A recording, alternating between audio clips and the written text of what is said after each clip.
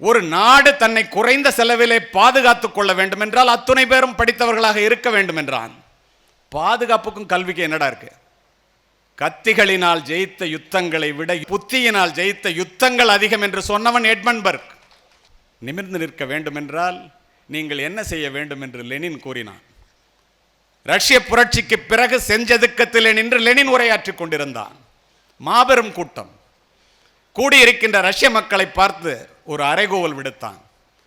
2020 India வல்லரசாக மாற வேண்டும் என்றால் படித்தால் மட்டுமே பாரதத்தால் பாராள முடியும் என்று படித்து படித்து சொல்லி நம் மத்தியிலே இறந்தே போனார் அப்துல் கலாம். அதை போல அன்று லெனின் ஒரு அறைகூவல் விடுத்தான். இங்கு கூடியிருக்கின்ற உங்களுக்கு 3 கடமைகள் இருக்கிறது. இந்த ரஷ்யாவை உலக அரங்கிலே அமெரிக்காவை விட மிகப்பெரிய வல்லரசாக மாற்றி காட்ட முடியும் என்றான். ஒரு மாணவன் எழுந்து முதல் கடமை என்ன என்று கேட்டான், படியுங்கள் என்றான். ஒரு மாணவி எழுந்து 2வது கடமை என்ன என்று கேட்டால் படியுங்கள் என்றான். ஒரு முதியவர் எழுந்து 3வது கடமை எங்களுக்கு என்ன என்று கேட்டான், படியுங்கள் என்றே சொன்னான். ஏன் படியுங்கள் படியுங்கள் படியுங்கள் என்று முத்தரப்பிற்கும் ஒற்றை வார்த்தையிலே பதில் சொன்னான் தெரியுமா பெரியோர்களே?